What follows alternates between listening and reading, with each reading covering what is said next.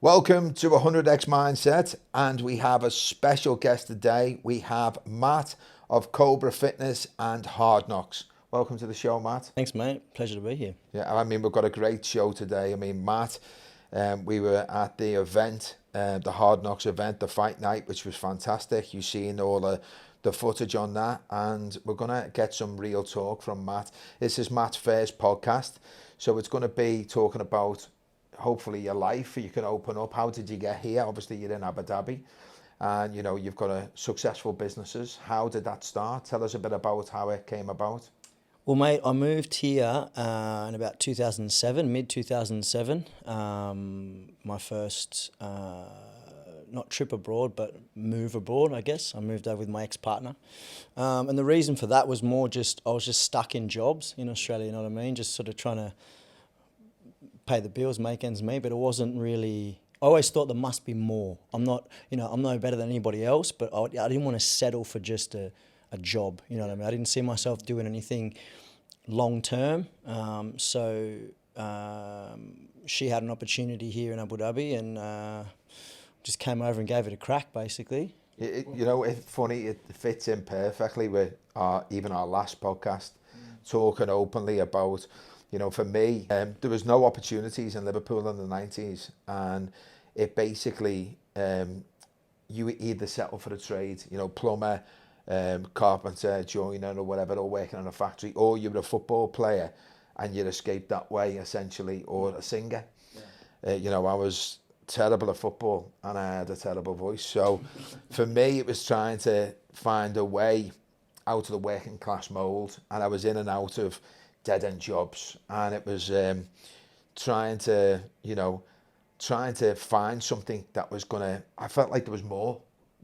Resonating with exactly what you said. I wanted to try and see if there was more and try and achieve it. When you first got here, what was your first job? So when I moved over, I struggled to find a job, to be honest, because I didn't realise how things worked. So when I was back in Australia, I'd done obviously many things, but my dad always worked in hospitality, in nightclubs and bars. So I'd learnt that from a younger age. Yeah.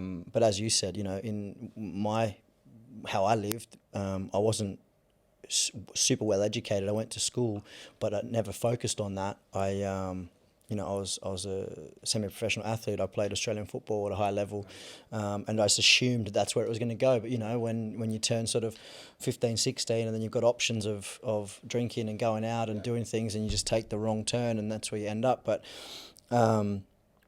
I moved over here, and then I was looking for jobs in the same sort of industry, doing security on doors or working in bars and clubs. So when I first got here, I applied everywhere, and it's the middle of summer, but it's like end of July. I'm walking around Abu Dhabi city in a pair of pants and a button-up shirt, bro. I looked like I was in a wet t-shirt competition. It was insane. And I went to places and just applied, you got security jobs, you got bar jobs. But as I said, I didn't understand how it worked here. So, I don't think I was going to get employed as a barman off the bat. And I went into the Crown Plaza on Hamdan Street. I think I was staying nearby. I think I was staying at the Novotel, which used to be just up the street. Is that Heroes? Heroes, man. So I went into Crown Plaza and I ran into assistant GM, who was an Indian fellow who'd lived in Australia. And obviously that was my in, and he gave me a crack and put me in Heroes as a barman, and that was madness. It was absolute madness, mate. Doing sort of 12 to 14-hour days, 6 days a week. I'm like, what is going on? This is madness. But the team I was working with, now one of my colleagues I was working with in Heroes is now working in my pub here in Zayna. After the bar job, how did you then transition to what first come about? What was that moment where you thought I want to open a gym, or did that come first? So I was training Muay Thai and boxing and fighting in Australia, and I moved over here, and obviously I was working Crown Plaza, and I was working a lot, but then I got to a stage where I'm like, man, I'm only working. There's got to be more to do. I've got to find something to sort of have a hobby or an outlet. So I was looking for a gym where I could continue, and at that stage, I didn't really find anything that suited or that fitted what I need, sort of where I wanted to be. And my salary was super low, so I couldn't really afford to pay any gym memberships at that stage. So I was trying to better myself. You know, I was working as just a barman. You know, as a duty manager, I guess, in the pub. And, you know, you get talking to people, and that's the key, obviously, meeting people and building your community. And I met this Australian lady, an older Australian lady, and her husband, and they were guests in the pub, and they would also drink and have dinner in another joint, which was in the Sheraton, 3rd Avenue. And they said, oh, they're looking for a bar manager up there. Okay. So I went up and spoke to the F&B guy up there, and I ended up getting the job as a bar manager, 3rd Avenue in Sheraton, which was in Caladia. Yeah. So it was a better role, and it doubled my salary, which was fantastic. So then basically from there, this is where things get crazy, right? Like crazy as in just the right doors open at the right time. So there's a fellow named Dave, and he was a dance instructor or choreographer from the UK. And he'd come into he's a younger fella, maybe in his 20s, late 20s. And he'd come into the pub every night or every other night, have a Guinness and just have a chat at the bar. You know, on a Monday or Tuesday, it's quiet. And obviously, me being from a hospitality background, it's not just pouring drinks, it's getting to know the patrons, having a chat, you know, being personable, being hospitable, right? So getting chatting with this bloke, Dave, and I don't know how it came up anyway. He was teaching dance at this sports club in one of the old buildings on the Corniche. And I must have said something about what I was doing or what I was doing in Australia or whatnot. And he's like, oh, you know, you should come down there and maybe run some classes. And I was like, yeah, okay. That's a good idea. He said, come, I'll give you the guy's number, come down. Yeah. I went down and spoke to this fellow. And he basically gave me a room with a percentage split of whatever I made. And I'm like, all right, fuck, let's have a crack. So I went down there and I just took some boys that I worked with. Yeah. Like, you know, some of the dudes that worked in the bar. And I said, come, we'll just do some pads, we'll train, whatever. And then random people that had come. And it wasn't a sports club per se. It was like, there was karate sometimes, there was dance sometimes, like 3 rooms, you know, super old building, like on the 7th floor or something, right? There was just random classes. And then all of a sudden I'd come the next week and there'd be 4 people, and I'd come the next week and there'd be, you know, 6 to 8 people, and it was building, right? So the class was full. I'm like, well, we've got to do something here because this is insane. Like, I was just coming to train some boys from the gym and just train together, and then people have started coming, and then they started telling their mates. Now, mind you, by this stage, it's probably end of 2008, probably the end of 2008. So it got to a stage where we got to start branching out and building, you know. Things happened quickly in that first 2 years, didn't it? Mate, it was amazing. But like, I was like working so much, and I'm like, this is crazy. Like, I can't keep doing this. You know, the thing is, Matt, without even knowing you back then, I can only imagine your mindset at the time. You were looking to better yourself constantly, and being in that situation, you know, I can resonate 100%. I was DJing in Greece for 4 years in the 90s until the early 2000s, and I was on €15 a night. You know, it was much beer as I could drink, and a little room and my food. And you know, it would have been amazing at the time. It was amazing. Yeah. Like, what a great experience. And for me, it was, you know, looking back in my life, these doors opened up, but it was with mindset and positivity. And then, you know, you were always receptive, I can imagine, of new things and trying out new things, and that comes down to the mindset. I think a lot of people also put it, you mentioned it there, right place, right time, and I don't think it is. No, it's not. We put ourselves there. We put ourselves in that position, that risk, that vulnerability. It's natural progression as well. You didn't just open up a gym, and as you're talking about it now, but we make these things happen ourselves. But people, see, the problem is people that aren't, you know, there's a lot of negative people out there, and you find that them people are the ones that go, he's lucky. They don't see the shit that we went through to get to where we are today, and the sleepless nights, and, you know, not being able to pay the bills, not being able to pay the staff, and then but working extra because there's no other options. You know, I mentioned it in the last podcast, but the worst thing in the world is when you've got no money and you've got the responsibilities for your family or whatever, and you're in that situation, you're thinking, shit. And, you know, for me, I'd never put that stress on the wife. So even when times were shit, I didn't want to worry her. Just make it but happen. I had to make it happen. 100%. You know, and that's where mindset comes in. So there's zero fucking luck in my opinion. No, I think you're right, and I think I say I was lucky. I think that's just playing it down. Yeah. You know, I've always wanted more, and not like greed wise, but I think I wanted more for myself. I wanted more for my family with regards to. I don't want to settle, and settling's not. Yeah, and settling's not the wrong. It's probably the wrong way to put it. But I mean, when I built the gym, and I was working at Caladia, it moved from that sports club to freelancing at different hotels to, you know, I'll fast forward a bit because it was a long story, but I'd go to work in the morning, I'd work all day, I'd leave in the afternoon, and my boss knew what was happening, he was cool with it. I'd leave at 5 o'clock, I'd go and do 4 or 5 classes at 2 different hotels, shower, come back to the pub, and then close the pub.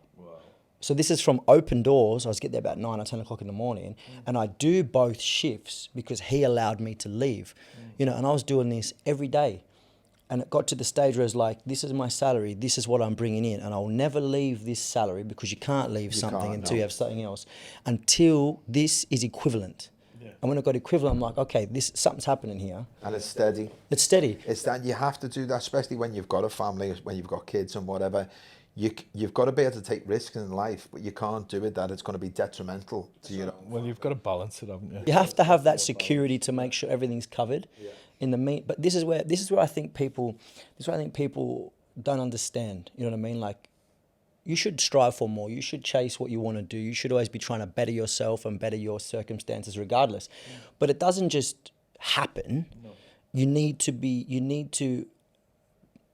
fully committed 100% and know this shit's going to get hard. It's going to get real hard. There's going to be lots of failures, and that's what we speak about a lot, is that for me personally, all the failures I'm very resilient, and I think most people that have become successful, they are resilient, and they understand that failure is a stepping stone to success. You know, hand on heart, there's been so many failures in my life, and to the point where in my mind, I don't sit there and think, oh, woe for me, you know, I've failed again. I just think, okay, next thing. And then how did that happen? And you analyse it. And we spoke about it last time. Very few people actually, you know, reflect with themselves. Most people, they try and numb their lives. And, you know, we're very careful of what we say about, you know, people trying to better their life and whatever, mundane lives or whatever. We don't upset people, but at the same time, the reality is most people that are in and have got a mundane life, they're unhappy. So they're trying to denumb their life, whether that be with alcohol each night, and they go to work, and it's a vicious circle, and they doom scroll on social media. You know, in actual fact, you know, in order to get a better life, you've got to cut out a lot of shit, and you've got to be prepared to lose along the way. No, for sure. I had a mate come over here, just maybe would have been 3 or 4 years ago. He was on a world tour, him and his wife, and he was talking to me about he had an opportunity where he has a good secure job, and him and his mates, or him and his crew, have an opportunity to have their own business, and they were sort of doing it on the side. But it was at the stage now where I was, where it's like, what are we going to do? We're going to keep doing this, or we're going to try something else. He spent a month with me and my wife, stayed with us, and by the end of the month, before he continued on to the rest of his trip, he goes, man, I'm glad I spent a month with you guys. And I said, yeah, why is that? And he goes, because I've decided what I'm going to do when I go home. Yeah. And I said, yeah, you're going to start your business? He goes, no way. Yeah. He goes, I appreciate my time more. He goes, you guys are constantly taking calls, WhatsApp, working 1, 2, 3. It's not cut out for everyone, though. That's right, and it's not better or worse. No, exactly. It's the individual decision. So he appreciates going to work at 9, doing his job at 5, turning his phone off, going home, having his free time. Yeah. Whereas I appreciate, I have to grind sometimes 12 hours, start, close, whatever. But then I appreciate being able to do what I want. I'm going to travel next week, I'm traveling. I'm not answering to anybody. I'm not wearing a uniform. I'm not having to ask permission for things. And it's just different incentives, I guess. But his incentive is time. And my incentive is not having to answer to anybody, just do my thing. You know what I mean? I just want to touch back, because I think people, viewers, are going to find it interesting. Just that transition from when you were doing classes to how did what was the turning point when you decided to open the gym, and obviously leaving your job to go full time, and how did that all come about? Okay, so I looked at, again, income to make sure I can survive. So when it was equal, and I looked at, okay, I'm doing sort of 12 plus hours a day, 6 days a week for X, and I'm doing a couple of classes or a few classes a day. So let's say 4 hours a day for the same. So I looked at, if I dropped this completely and I did 3 or 4 more classes a day, I would then be doubling my income. Okay. And I'd be doing something that I love to do. You know, teaching people Muay Thai, still being able to train, you know, teaching people boxing, Muay Thai, getting them fit, changing their lives, basically. So that's where it came in. I'm like, okay, if I do this, now I have to be 100%, and I've got to get out on the street and find people and find locations and do more classes and do more freelance. And it so happened, you know, ended up doing stuff at the Sheraton on the Corniche. I was doing boot camps and classes there. I was doing stuff in one-to-one hotel. That when it was old one-to-one hotel, when it had the pool and stuff outside. I was running classes there. And then from there, like both of these locations were full. Both the studios, and every time I was doing classes, were full. So it was just a matter now of, okay, this is obviously working, it's picking up, we've got to find somewhere.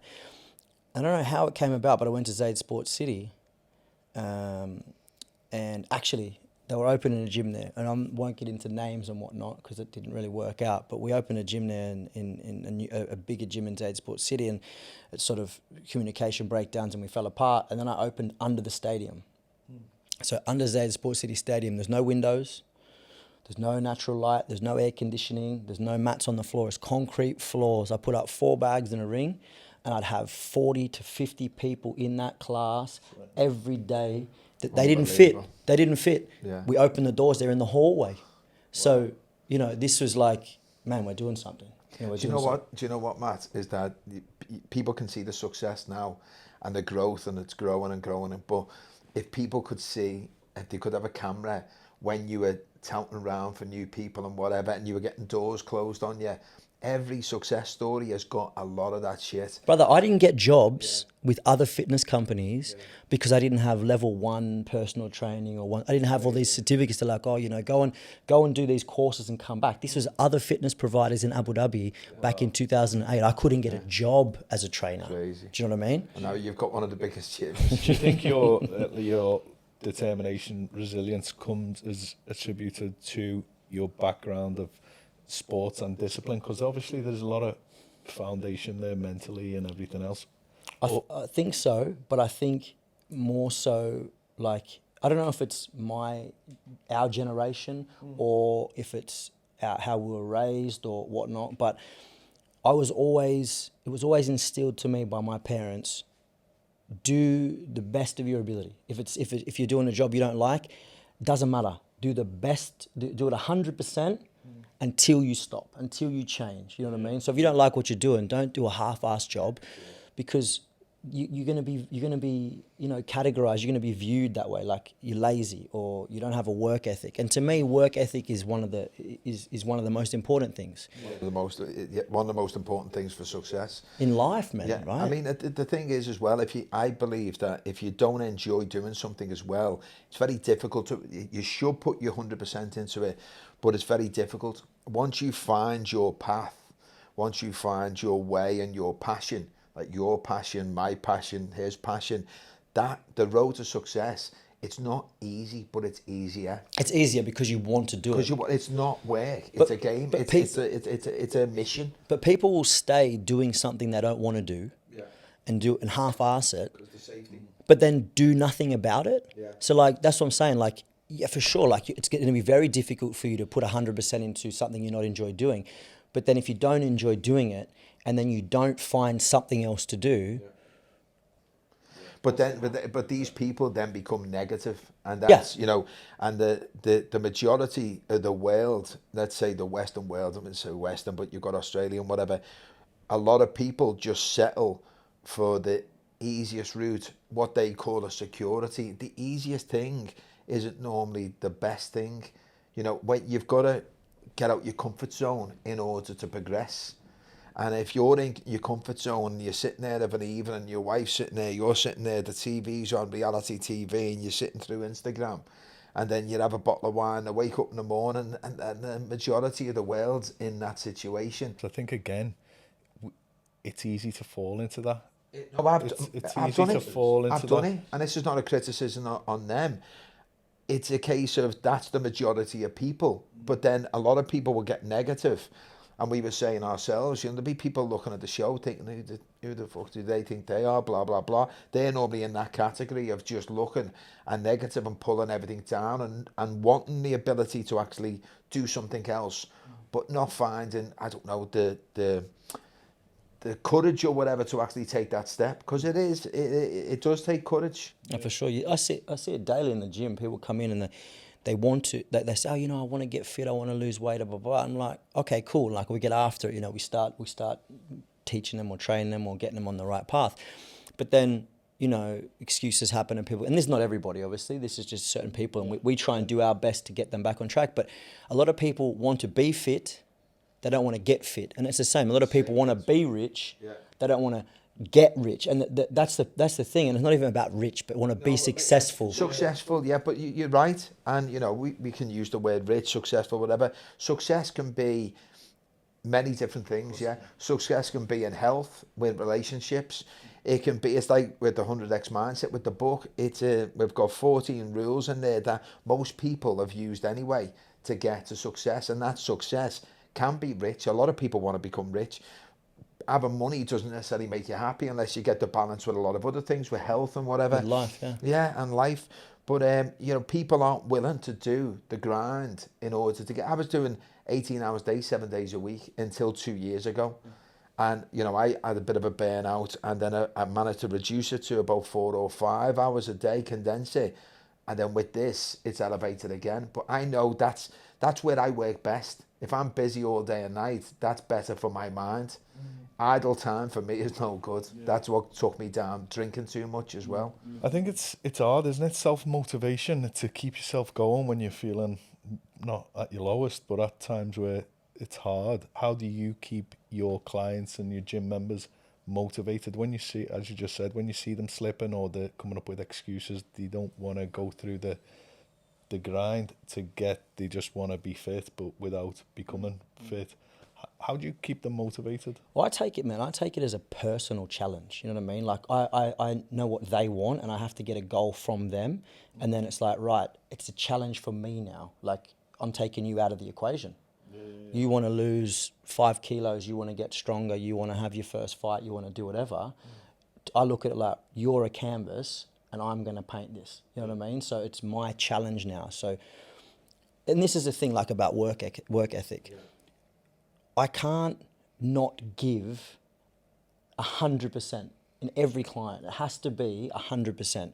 And it doesn't matter if you're tired, you're not tired, because it feels like, I don't know, I can't allow myself to not give 100%. So if you come and you're like, I'm tired today, all right, no worries, we'll do this, we'll do that, we'll do this. You're still going to leave like smoked, like that's it. You tired or not tired, when you leave, you're going to be the same regardless, you know what I mean? Yeah. Because I'm not going to allow myself to drop. Yeah. So that goes into you. It doesn't matter about you now. Yeah. You're getting it because I'm going to give it to you. You're not going to say, I didn't do my job. I'm doing my job. Do you know what I mean? It's almost a madness, you know, like I'm doing my job. You know, you can't say I'm not doing my job. You know what I mean? That's where it ends up. But dude, when I started at the gym, I had say 10 clients a day plus 2 classes when it was like heavy, and I didn't have any employees at the stage. Wow. So it's 8 to 10 clients a day plus 2 classes. And I end up having to go to the doctor. You talk about burnout. Yeah. Because with every client, our warm-up was a 2K run. And I would run with them. Jeez. So you're doing 20Ks. A day. And it's a jog. You know what I mean? And class. But it's still moving. And then in the class, we're doing 2Ks for a warm-up. And then the advanced class, we're doing 5Ks. So I'm running minimum 20Ks a day. And I was getting cramps in my legs. I thought, Goggins. Dude, right? Yeah. And I go to the doctor and he's like, man, you gotta slow down a little bit. And I was like 23, 24. And I'm like, no. I'm building something. I need to be doing both. This is where we've got to get to, you know. So how can I continue doing what I'm doing? That's your job. Tell me what I need to do to continue what I'm doing, you know what I mean? What's your daily routine like? You know, you must have a lot of discipline. You know, being a fighter, having the gyms. What does it look like? You wake up in the morning, what time, what you do, etc. So things have changed in the last 3 years. Obviously, I had my son. Me and my wife had our son. And now I'm in a different stage. I've got an amazing team at the gym where I'm just decoration nowadays. You know, I go and train my fighters, but I get up, we get our son ready for school, I drop him at school, then I go and train my pro fighters. They're in camp at the moment. And then do a class, come home, or I train myself, come home, have lunch. We go and pick our son up from school, put him to bed, and then come back in the afternoon, probably 3 o'clock onwards through to about 8 o'clock at night, get home. What did it look like, your daily routine and the path of making it and being successful? Open the gym at 6 o'clock, work until lunch. Yeah. So before you'd open the gym, you'd up at 4 or 5 o'clock? Mate, I'm up at 5 o'clock. I'm opening the doors of the gym at 5:45. I'm doing first classes at 6, right through until 10:30, 11 o'clock. At home, shower, lunch, train, back to the gym for the afternoon from 3 right through till 10, 5.5, 6 days a week. You mentioned burnout. Presume that was during the transition between opening the gym and trying to fund and do all these classes at the same time. I think you got to balance yourself between business and relaxation. How do you avoid that now? To be honest with you, Brian, my burnout wasn't a physical burnout necessarily. I managed myself, like food, sleep, supplements, as in, you know, your magnesium, just stuff to sleep and recover and relax, and creatines and different things. I managed myself physically. I never really had a physical burnout per se. Last year was probably a tough year. Last year was probably the toughest year for me, despite opening the gym and doing everything else. That wasn't easy. Mentally, it was okay. Physically, it was tough, obviously. But last year, you know, we opened a pub. It's called the Keg Rooms, just in case anyone's interested. It's good food, very good food. We're opening the pub. We're having troubles with opening the pub. We're doing the gym. I just closed a business in Dubai, which was a headache. You know, I'm running on minimal sleep. It was a mental burnout. That was the hard thing, mate. And I think, you know, that's the thing. People don't realize that what stress can do to you, not just mentally but physically. You know, when you're carrying too much, I think when you haven't got those resources or the manpower around you and you think you can do it on your own, sometimes you've just got to be able to step back and manage and delegate. It's very hard to step back sometimes. You know, we all know ourselves. 100%, especially being a business owner. But no one cares about your business as much as you. That's the thing. No one does. No one gives a crap, mate. Really. You got to try and. You know, still you're managing your normal family life and your bills and your rents and your whatever else, and then, you know, I'm closing this business and that's going through a court case and that's a headache, and, you know, speaking to lawyers and spending money on that, and then you're still trying to do your normal job day to day, and then at the same time you've got a pub opening up and that's getting delayed and there's headaches, and you're like, mate, you know, what's going on? I need something, you know, I need to have a sleep, or I need to refresh or wash my brain, or, you know, it was just a lot of stuff. Obviously, you know, my wife is amazing support. You know, she's always there, like, to you know, reinforce that we're doing the right thing, I'm doing the right thing, and to take as much of the load as she can. Obviously, I don't push anything on her, but you've got to manage that relationship as well.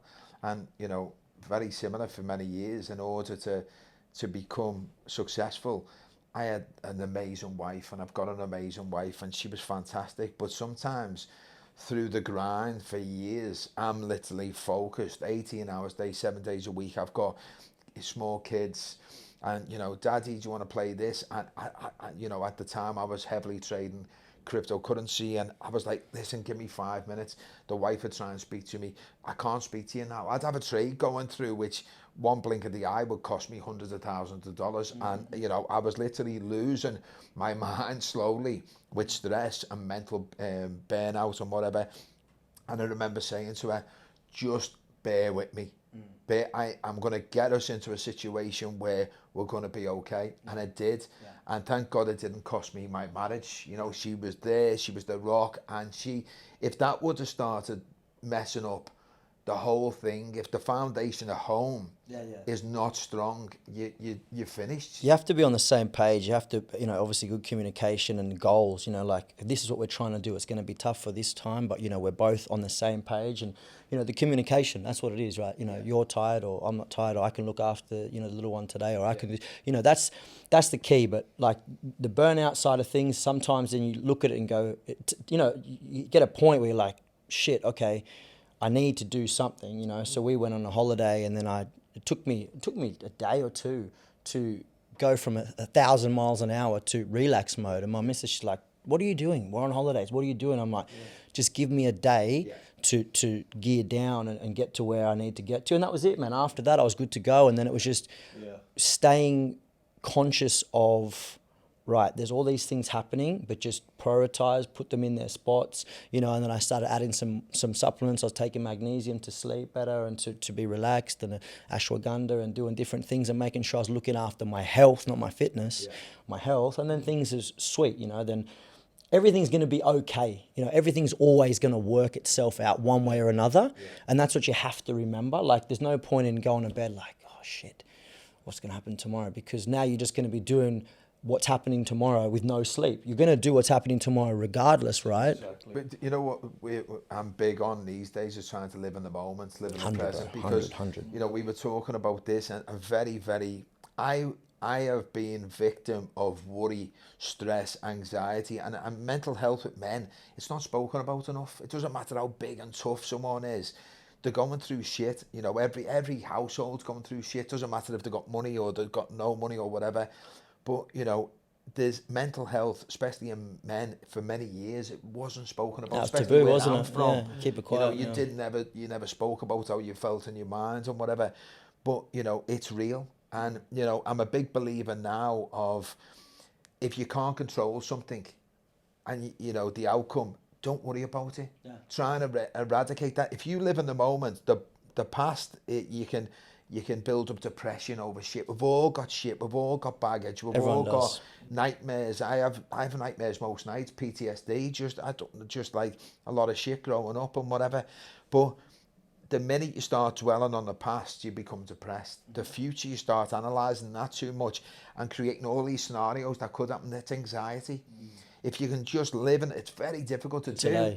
Just now, today. Yeah. The kids are okay, the wife's okay, there's money in the bank to pay the bills at the end of the month. We're all good. Yeah. Let's just crack on with this. Tomorrow's going to happen regardless. It's going to happen, mate. Let's just deal with it tomorrow. And then the thing is, if we worry today about the shit that could happen tomorrow, if it does happen, we're worrying about it twice as much. Yeah, because then you're dealing with it after worrying about it. You can't sleep because you're panicking over it. What advice would you give for people who could start changing their mindset on a supplement level? I know, because you just mentioned some of the things, then magnesium and things. What advice would you give to people to start, not the fitness, but the mindset and the health in general? I think it's very important to research stuff, to just know what you're doing. Like, a lot of people are like, what can I take to... Man, don't worry about taking things, you know what I mean? Don't worry about just trying to fix things quickly. Look at, why is this happening? Why am I not sleeping properly? Is it I'm having coffee after 6 o'clock? Am I, am I not training? Am I waking up late? Am I, there's a lot of factors to everything. So it's just a matter of like, not trying to fix things quickly with a cure. It's about a prevention. So like, all right, I might get up early and train in the morning, so I'm not going to bed full of energy. You know what I mean? Like, this is that people train late in the evenings and they're adrenaline's high and they can't sleep and wonder why. Like, maybe it's changing that, But nutrition is key, and I think that's the thing that's missing. And I don't practice what I preach with regards to that. I'll eat, but I'm not like focusing on breakfast or snacks or lunch or snacks. I'm just doing what I need to do. I have my breakfast, lunch, and dinner. And again, my wife, she prepares everything for me, and she's amazing. But look after your nutrition, look after your health, look after your sleep, and then things are much easier. That mental burnout. The coping mechanism. Yeah, it was the mental burnout was just lack of sleep and lack of health, basically. The best I've ever felt in years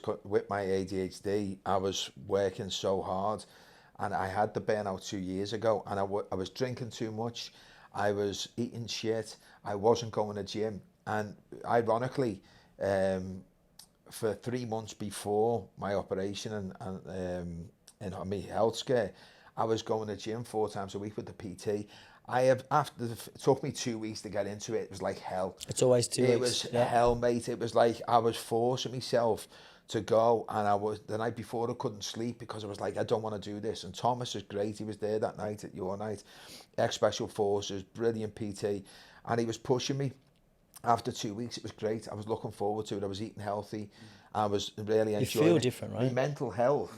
Because I suffer with mental health, with the ADHD, and my mental health was clear. It was perfect, and I was eating better, everything. And that was the ironic thing. That took I've only just started training again. But it is about mental health starts, the cure for mental health, essentially, or it starts with exercise. Of course it is. Human beings aren't meant to sit on a couch and eat burgers. We spoke about the hunter-gatherer situation. Men have been hunters for hundreds of thousands of years. Lack of movement's half the problem, isn't it? Lack of movement and the stagnation, and again, going back to just shitty doom scrolling, looking at these 15 seconds reels. But you talk about 2 weeks. 2 weeks is what it takes to create a habit. Yeah. You know what I mean? So if you can do something for 2 weeks, and then what you mentioned about motivation, if we were always waiting for motivation, we'd never do anything. Oh, exactly. You've got to create the motivation, and the motivation is created through discipline. Yeah. So you were disciplined enough to continue your PTs, although you didn't want to, but you knew you had to.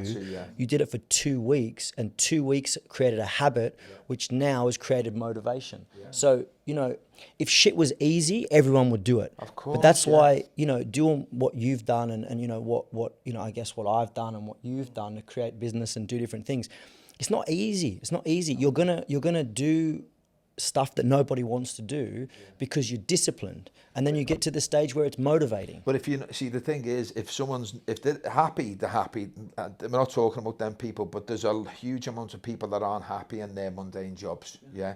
So that's not easy. So the thing is, having the security every month of the money coming in, working for someone else, making that person wealthy and whatever and successful, that's not easy. No. Do you know what I mean? So we're not talking about all the people that go to work and enjoy a simple life. No, that's great. That's great. Yeah. And we're not talking about them. We're talking about the ones that are sitting there unhappy in their jobs and want to do something else. No. Their security and every single month, it's not really a security blanket. It's because life passes by so fast. I'm 47. You're 47. The same. How old are you, Matt? 41. How did that even happen? I know. I look in the mirror and see this owl bastard, and then, I'm thinking to myself, I still feel 21. Do you know what I mean? I still do 21-year-old stuff, unfortunately. Yeah, so do I. 2 weeks ago, we did Hard Knocks. And obviously I love that event. We've been part of it, L4 as a group, for I think the last 5 events. It's been running for over 10 years and it's just a great event. I don't think when you first started that there was no UFC in the UAE. No. There was no types of live fighting events. So it's pretty unique, especially where it come from. Tell us how that started. What made you start that event? Well, that's exactly it, mate. There was nothing in Abu Dhabi like that. There was no professional level fight shows. So in boxing, Muay Thai, MMA, there wasn't anything. And I thought, and that's basically how I've started everything I've started. It's like, well, that's missing. Let's just do it. You know what I mean? Like, there's not really high level Muay Thai gym. Let's do it. There's not a laid back community pub in this area. Let's do it. You know what I mean? So it's just sort of, there's a hole in the market. We'll do it. So I had a gym of high level fighters that would get in fights, but not as many or not as often as we would have liked. So I'm like, well, we partnered up with a few people, and again, it was good. We had a decent community of people that wanted to be involved. We had a lot of loyal members that wanted to come along and support. And I think the first one, man, was mad. Like, it was at the Do Forum. Brent Jackson was a manager there, and he sort of went out on a limb and thought, okay, well, let's see what happens here. Yeah. And man, when when you're a kid and it's your birthday and you're like, I wonder if anyone's going to turn up. You know, I hope my friends come. And I went out to the car to grab some pads or something out of the car, and there was a lineup, man, out the door all the way down. I'm like, cool, we're good. And it was like 1,500 people at the first event. Yeah. It was a great venue, that Do Forum, at the time. It was just big enough to get... Did everything, didn't it? Did everything. It was great. You could cut it shorter, you could make it big. It was amazing. So we did that one, and it was successful. And then we're like, well, hold on a minute. Let's see what can happen here. So, you know, again, that's not about making a profit. It's not a financial reason. That's like a passion project. And on some events we've lost money. And, you know, on some events we've broke even. And some events we've made a little bit, but it's definitely not to make money. And, you know, like we've partnered with you for the last 5 events, and it's great. Your company's amazing and so easy to work with. And that's the key. I've got these guys that I work with that are like not about that one particular job. It's about, all right, let's do something together. I think from that first event we ever did with you, we've done sporting events, but not close combat. I think for us, it was, for me especially, I mentioned in the last episode, it's electric. You walk out there, year on year, I've said it to everyone, and even friends that have come and watched it, it's one of my best events of the year, because it's everything. It's not just watching people fight, it's the production, it's the hosts, Stewie on the mic. Yeah, he's mad, isn't he? Yeah, he's really good, The pole dancers, back in a time when we didn't even know if it was legal. Mate, when we did it, the first or second show, we got shut down. We got shut down. It was close to Formula One. So there was a lot of people there that were filming it and putting it on their social media, and they were checking in Yas Island. So all eyes were on Yas Island leading up to Formula One, especially sort of 10 years ago. It was a lot more... It was things are changing and evolving in the UAE. I think it was just a grey area. I think. Well, it had never been done. It wasn't considered a sport back then, was it? That's right, and it was the first. Which pole dancing? Yeah, well, it's vertical dancing, isn't it? It's pole fitness. Okay, pole fitness. Yeah. Not pole. Yeah, just to be correct. It was the first thing. It was the first one. So you know, the first of everything is going to sort of break the mold, and it was good. You know, it worked out well because you know the powers that be came and like, listen, you know, we have to shut the event down 1, 2, 3, 4, 5.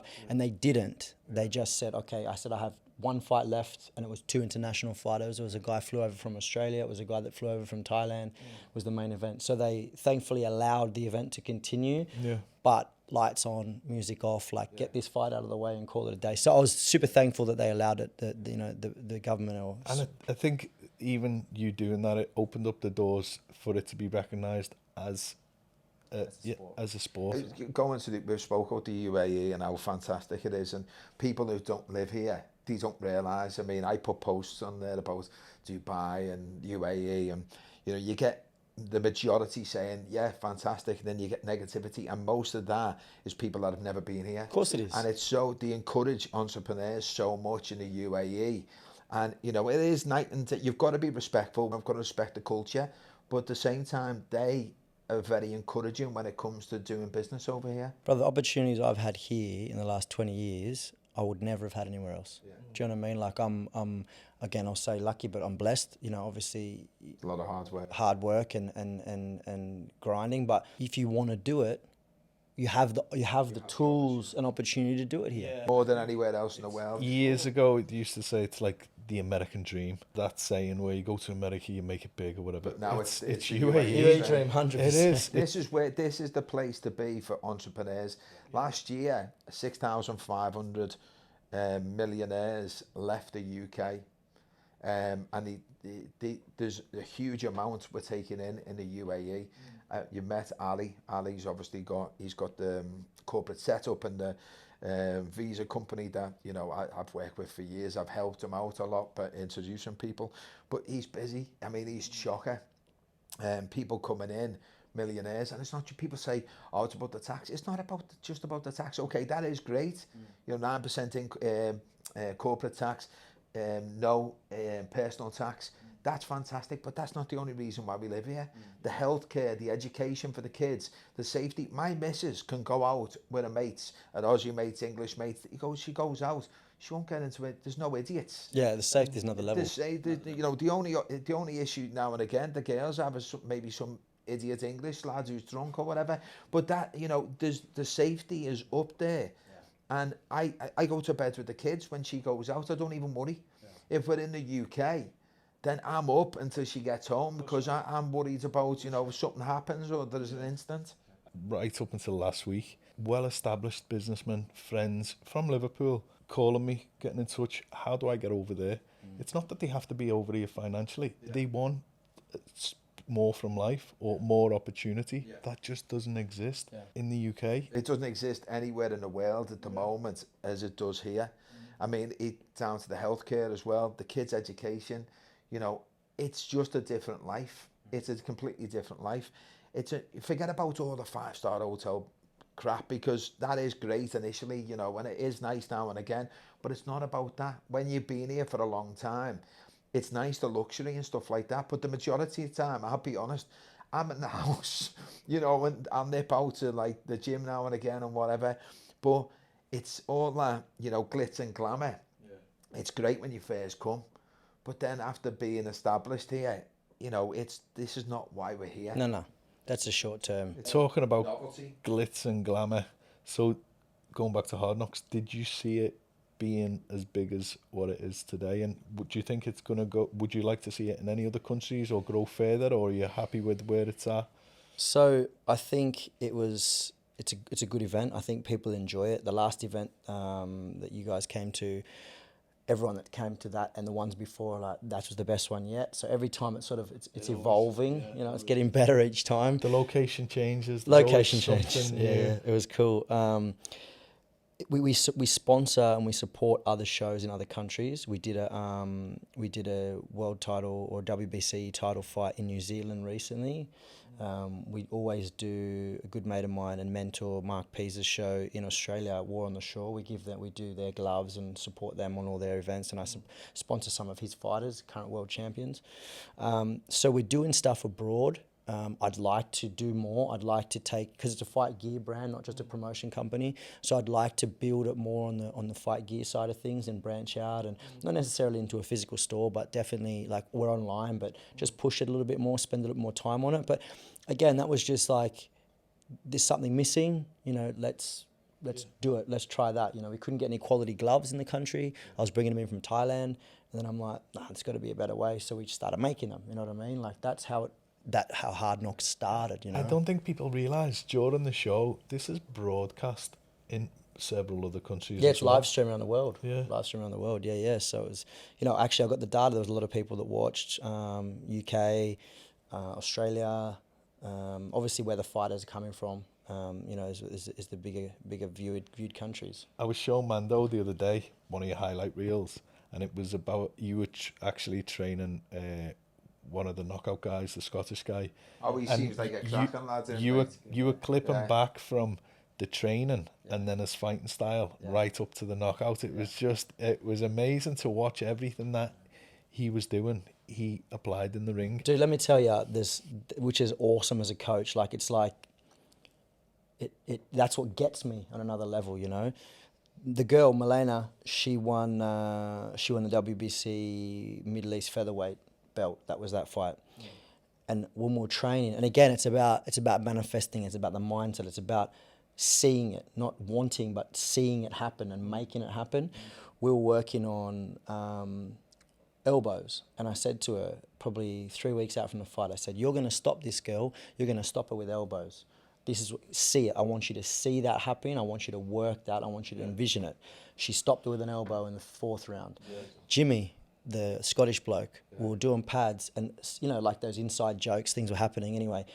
He was starving. It was his birthday. He's cutting weight. He turned 21 in fight camp, right? So he didn't get to celebrate. As soon as I heard he's from Scotland, it was like a tribal thing, because obviously he's from, you know, the UK, and I was like, come on, mate. I was shouting, yeah. So he was training, and we're working on this head kick, and we called it a mango sticky rice, because when he knocks him out with the head kick, he gets a mango sticky rice, because that's what he was hanging out for. And we're working it, and working on a step back head kick, working on a set up the head kick, and we're doing it for a month. So Milena finished her girl with the way we planned, elbow stoppage. Jimmy finished his bloke with the way we planned, head kick knockout.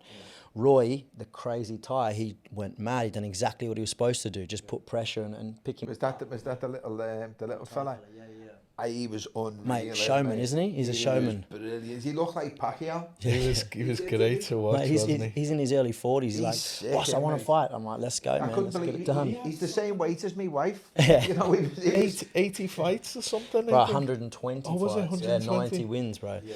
And then Wow. Kieran was the same. Kieran was, you know, we worked a plan and he stuck to the plan. So for me, this is at like next level because we work something and they trust the process and stick to it and it pays off, you know. And even Bruno, one of the commentator that was there, you know, he's the UA Warriors lightweight world champion. And there's videos the same if you scroll back down of we're drilling something in the ring and then it cuts to the fight clip and he's landing it. So I think I seen him the other day in the mall. I was walking past and he gave me a second look. He was with his kid. I was with yeah, probably, Send me that clip. I just thought it was incredible. We'll put it up in the highlights. Yeah, awesome. Because I just thought it was just perfect. People don't realise how much goes into creating that event. Even standing in the ring with you, you get a sense. I got a sense of it. I know you will. By default, it's just normal and natural to you because you're in and out the ring. But even being in the ring with you, and we're looking around at lights, it's like nothing else matters out there.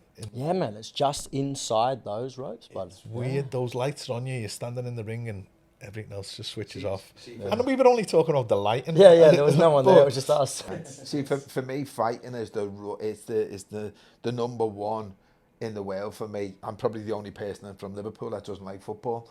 I've never liked it, and I'm from Anfield. I'm from next to Liverpool's ground and Everton's ground. But fighting has always been, since I was younger, boxing, you know, kickboxing and stuff like that. I'm drawn to it, you know, and MMA. You know, I love it. I love watching it. You've got two men in a ring or two women in a ring, and it's just them. It's just raw. You know, it's brutal, and it's, you know, it's probably the oldest form of sport in many respects. Yeah, right back from the gladiators, isn't it? If you could give one piece of advice to, you know, any one of you is watching, not even just about making it successful with business, that as well, but also changing the life with fitness, what one piece of advice would you give? If you want something, get it yourself. Go after it, chase it. Don't expect it to be given. Don't expect. Just, you want it, go and get it with your hands. I agree. Guys, thank you very much for tuning in today. Make sure you subscribe, smash up the likes. Matt, you're welcome anytime, mate. It's been an absolute pleasure. Cheers, Matt. Thank you for coming. I've really enjoyed today's podcast. My pleasure. My man. Cheers, mate.